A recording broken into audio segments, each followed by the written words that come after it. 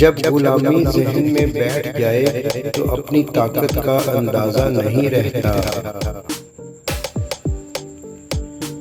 اپنے اللہ کو راضی کر لیں، بھلا دنیا والوں کو کون راضی کر پایا ہے۔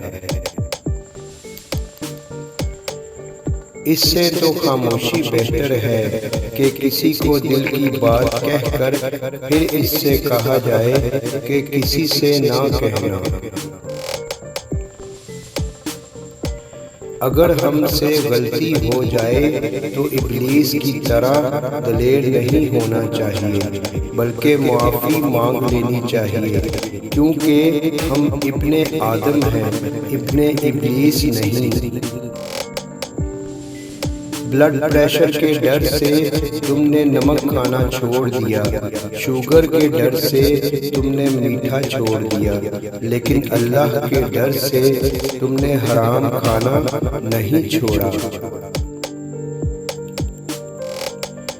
حسد ایک زہر ہے جسے انسان خود پیتا ہے اور توقع دوسرے کے مرنے کی کرتا ہے۔ جب اپنی اہمیت زبان سے بتانی پڑ جائے تو سمجھ لیں کہ اب آپ کی کوئی اہمیت نہیں رہی۔ اکثر لوگوں کو اپنے علم کا غرور ہوتا ہے، مگر اپنے غرور کا علم نہیں ہوتا۔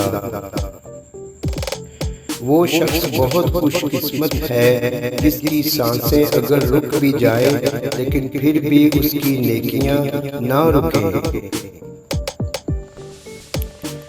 زبان سے معاف کرنے میں وقت نہیں لگتا، لیکن دل سے معاف کرنے میں عمریں بیت جاتی ہیں۔ مرنے کے بعد جتنی زمین بادشاہ کے پاس ہوگی اتنی ہی زمین فقیر کے پاس بھی ہوگی۔ جب آپ سے کوئی مدد مانگے تو یہ سوچ لیں کہ اس نے آپ سے پہلے اپنے رب سے مدد مانگی تھی اور رب نے اسے آپ کا پتہ دے دیا۔